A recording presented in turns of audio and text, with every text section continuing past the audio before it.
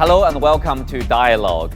U.S. President Donald Trump is in the Middle East for his first major overseas state visit of his second term. His trip includes Saudi Arabia, Qatar, and the UAE. What more do we know about Trump's Middle East tour? What was the conclusion of the fourth round of nuclear talks between the U.S. and Iran? And what does Trump's Middle East trip suggest about America's foreign policy and its role in the region? Join us for today's discussion live from Beijing. I'm Xu Qinduo.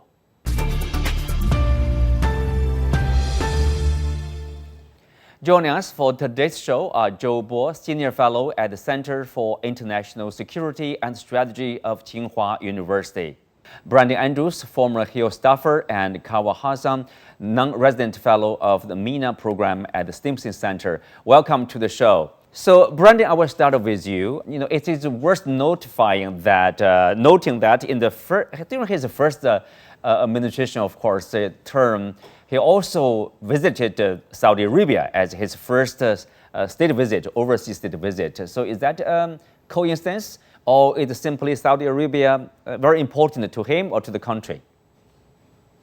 Saudi Arabia and the broader Gulf area is really an intersection of a lot of things that Donald Trump and the Trump administration like. One, there's a lot of money, there's a lot of resources, and Trump is looking for big deals. He wants to be able to prove that his strategy when it comes to trade and tariffs and relationships on the global scale is the right one. And so that's the opportunity. Two, there's a lot of pomp and circumstance. He walked on this purple carpet and he's treated in a way that he feels like he should be treated. And three, there's a lot of opportunity. Remember, Donald Trump wants to win a Nobel Peace Prize. And before the October 7th attack, there was a move for normalization with Saudi Arabia at the center when it comes to Israel and other Middle Eastern nations. And so this trip is, yes, about Donald Trump being comfortable in a space, but it's also about his administration seeing several ways to move their agenda forward. Well, Kawa, of course, some say there are some big goals of President Trump. For example, to end this Gaza crisis or reach a deal with Iran over this nuclear development, etc. Do you think that's, with his second term, are those goals achievable? Well, I think when it comes to Gaza war, there are serious doubts whether that will be achievable for the fact that Trump is supporting Israel, unconditionally, and so there, I'm not hopeful, at least in the short term, to any political solution. The utmost we can hope for in Gaza is really that he will put pressure on Israel, on Netanyahu, to agree to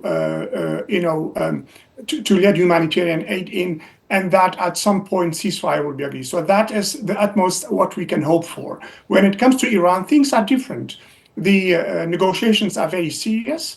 And the fact that they have met 4 times so far is encouraging. It's a positive news. It's a good news for Iran, for US, but also for the entire region. Of course, it will be difficult to reach a new deal, but I think it seems both sides wants to have a deal. And more importantly, the regional countries, Saudi Arabia, other countries in the region, unlike 10 years ago in 2015, when the first deal was signed, JCPOA, this time around, they are very supportive of a new deal because they don't want a new war in Middle East. They don't want that Israel would attack Iran and that Iran would retaliate, or Israel and America would attack Iran, because that will be destructive for them, for their economic visions to modernize their countries. So that's why they want this deal also to be successful, and they support it.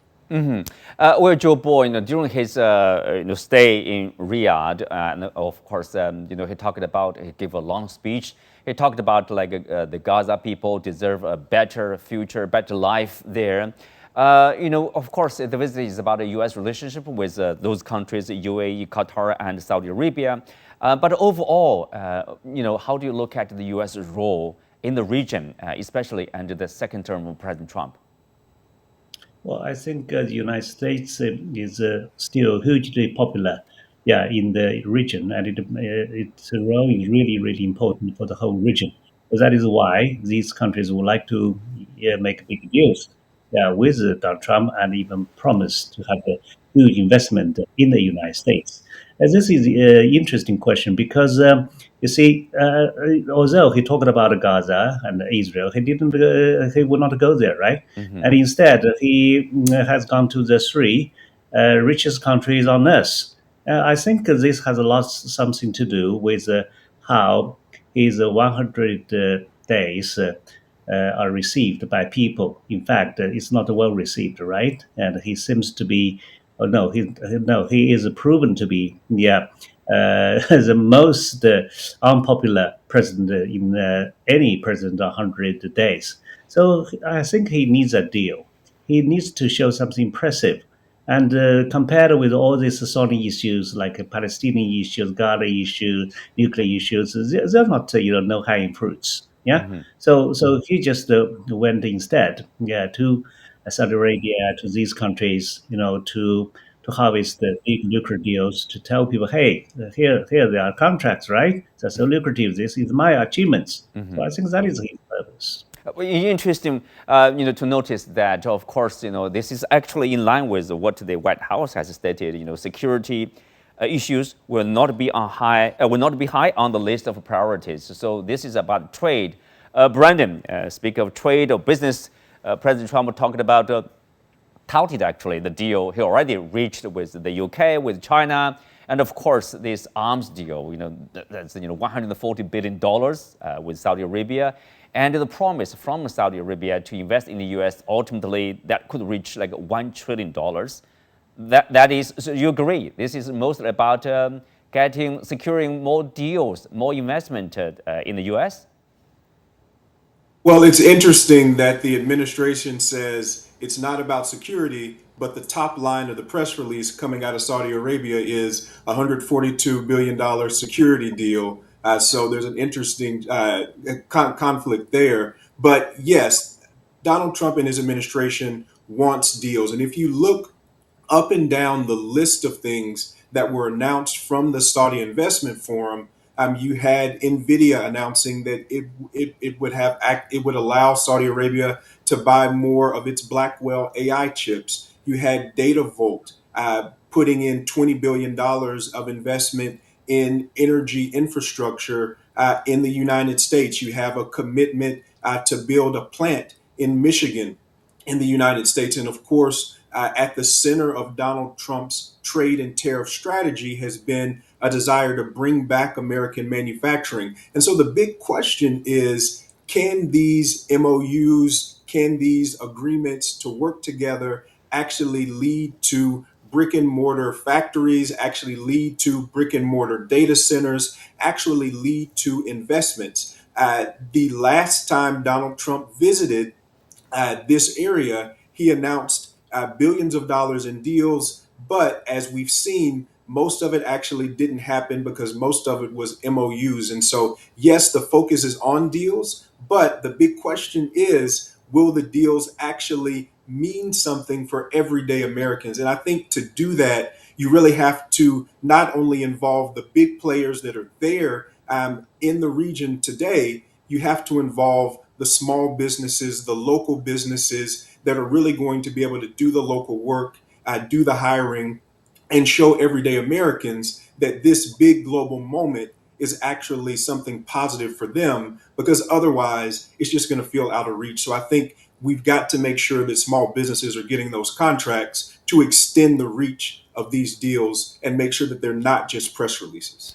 Well, Brandon, also, of course, exactly. There's an NPR report noted, Trump's highly publicized $350 billion in 2017. I mean, the investment from Saudi Arabia was overblown, and much of it has yet to materialize. If it takes probably years to materialize, or maybe for other reasons. Why the big promise? Like for now, ultimately $1 trillion investment. Well, because if you look at the US economy, And the other guest mentioned Trump's approval ratings being so low. The administration needs a win. Now, President Trump may say he doesn't pay attention to the polls. His administration may say we're just in this negotiation period and things will be better on the other end. But for everyday Americans, they're seeing prices are still high. They're seeing the potential for tariff induced price increases. President Trump has said maybe your daughters should have less dolls to play with, and maybe you shouldn't have access to as many pencils or whatever going back to school and for Christmas. And so the administration really needs some wins. And these press releases, these big numbers, are things that the administration can take back. Now, again, I think if the administration is really serious about making sure these deals become reality, you have to go beyond the big players and the large enterprise companies, the big CEOs, the big names that are there at the Saudi Investment Forum and Qatar Economic Forum and events in the UAE. And you have to get down to the granular level, like who are the local contractors that Datavolt, the Saudi company that's making this infrastructure investment when it comes to energy, who are those local contractors that they'll be working with? And how can you, from a Trump administration standpoint, get those small businesses, those local folks into the room, again, to make sure that these things actually happen? Because otherwise, in another month or so, everyone will forget the headlines, and what will be in front of Americans is higher prices. And that's not something that, of course, the administration will want to focus on. Brandon, briefly, of course, inside of the United States, it's controversial for President Trump to accept the gift of like a $400 million worth Yeah. the private jet from Qatar. Anything will happen to that? Well, that is a huge distraction. Just this week, Republicans in the US Congress released their draft of the tax bill. So, this big, beautiful bill that President Trump has been talking about for months now, even during his reelection campaign. He's been talking about getting his tax cuts extended. That draft was released this week, and there are a number of things that some Republicans, even, and of course, Democrats as well in Congress, don't agree with. Now, instead of being able to focus on working out this agreement, you're having members of Congress that are being asked about President Trump potentially accepting a $400 million gift from the state of Qatar. They're being asked about the emoluments clause. And so this is the exact wrong time when it comes to congressional unity that's needed to pass a piece of legislation for this kind of gift conversation to come up. I don't know what will happen with it, but I don't see it being completely authorized at this point without Congress, because so many members of Congress and also so many conservatives in the United States who have platforms have come out and said this is the wrong way to do it. Well, it's a bit different from accepting the Statue of Liberty in the 1800s from the French. But anyway, let's take a look at his, his philosophy, President Trump's philosophy of relationship with other countries. During his speech, Zhou Bo in Saudi Arabia, he talked about actually the transformation of the country. How marvelous that is, and he said that this transformation, I quote, have been unbelievably remarkable. It's crucial for the wider world to note this great transformation has not come from Western intervention or people giving you lectures on how to live and how to govern your own affairs. So what does this say about his philosophy of handling national relations? I really don't know, because this sounds really empty to me. This kind of rhetorical But he things. seems he's critical of this newcon idea of interventionist, let's say US used to be like this, they will lecture other countries like, oh, you are not democracy, you should develop this and that. But, he said that he's saying basically no to that. That's a very interesting question. You see, people have been discussing this issue, a fundamental issue, whether the United States has declined or not, right? But I believe who is the largest declinist? It's nobody other than Donald Trump himself. because he, even during his first term, he has portrayed the United States as in a carnage. And then he's a man to make America great again. American people believed in him, right? So he became elected, and this time again he would portray this miserable picture. So I think, generally speaking, he seems less interventionalist, and he probably would not like a war that much because he wants to get a Nobel Prize. Yeah. So I think the fundamental question is how the United States, yeah, would look at this world. The Munich Security Conference has drawn the conclusion that the world is moving toward the multipolarity, right? The world is Yes. moving along multipolarization. Yeah. So would Trump really, care less about the rest of the world, or would just the United States retreat gradually first to the Indo-Pacific and then to Western Hemisphere? We don't know that, but I believe if the United States would change its attitude to have this attitude, it's a sea change. Yeah, from what almost like what you have described, that the United States is indispensable, or the city upon the hill. Well, this is a sea change. It is a change, and you mentioned about, of course, his President Trump likes to present himself as a peacemaker. He did make efforts to bring the Russia and Ukraine to talk, and of course, he said the U.S. mediated anyway the ceasefire between Pakistan and India, Gaza crisis, etc., talking to Iranians. So I mean, he's saying that basically that we don't really care or intervene about your lives, your country, and we would love to see every country to coexist peacefully. That's also a change. He lifted the sanctions on Syrians. That's something. Well, you see, in a way, Trump is certainly different from his predecessors. In a way, it is a good thing if he really doesn't like wars. The problem is in the United States, where there are so many clever people. Yeah, why they would make one mistake after another, like a Vietnam War, Afghan War, all these kind of things. It's just unbelievable. And who can remember, the reasons why Americans launched this war? People forgot them, and people died. Yeah. So I think if he becomes a president that is remembered as a man who doesn't like war, and even if we get a Nobel Prize for that, I think this would be very interesting for me to Yeah, see. interesting to watch at least. Kawa, of course, Syrian. What does it mean to Syrian development, the lifting of sanctions from the U.S.? I think the decision of Trump to lift sanctions on Syria is a historic decision by all accounts.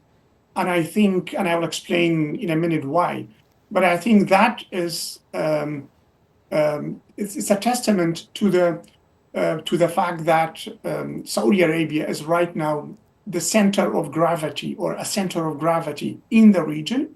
It's a testament to the leverage of Saudi Arabia and Prince Mohammed bin Salman in Washington, because even until 2 days ago, it wasn't sure that Trump will be willing to meet with Ahmed al-Shara. So, I mean, the expectation was that they will meet, but when he decided to lift the sanctions, that was unexpected.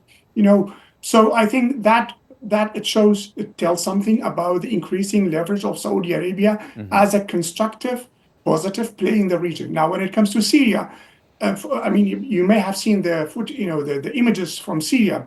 There were celebrations, in Syria for the fact that Trump has decided to lift the sanctions, for the simple reason Syrian economy is in tatters. The 14 years of war and the crippling sanctions by US, but also by European countries and other countries, has destroyed the Syrian economy. And that is not because of US and Europe, but that's because of the authoritarian policies of Bashar al-Assad.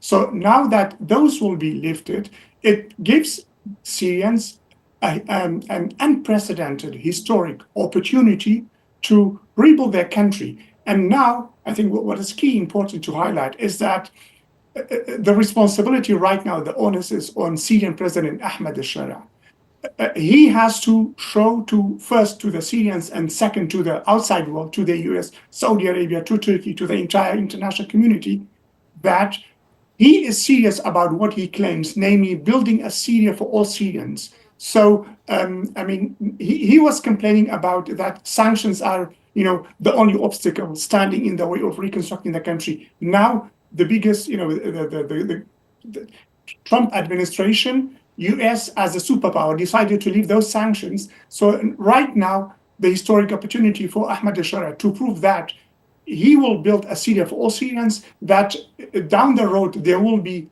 a true and not token inclusivity in Syria, a true, meaningful, inclusive political process, which include Kurds, Alawites, Druze, Christians, but also, most importantly, the secular Syrians. Not only his small, the small group which is supporting Ahmad al-Sharia. So historic for Syria. Now it's the onus is on Ahmad al-Sharia to prove that now he really changed, not only changed in terms of wearing nice suits, but he has changed from, he departed from his Al-Qaeda and ISIS roots to become a statesman. Time will tell whether that will happen or not.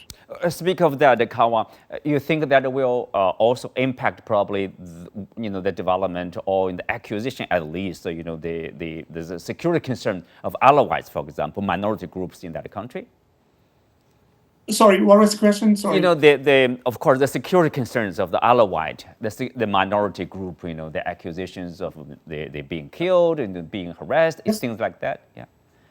So, Yeah, absolutely. I mean, so right now, as I said, there is a huge historic responsibility on the Syrian President Ahmad al-Sharia, because as we know, in early March, there were massacres against Alawites. There were clashes with Druze. A lot of civilians were killed. I mean, these are documented horrible human rights violations. So he should deliver on the fact that he wants to hold those who committed those crimes to account. And by the way, most of the perpetrators are known, because we have videos where they boast and they are about their crimes. So he has to deliver on transitional justice. He has to make sure that the new Syrian army is a true national army for all Syrians, that all Syrians will see it as their own army, securing them and giving them security rather than suppressing them.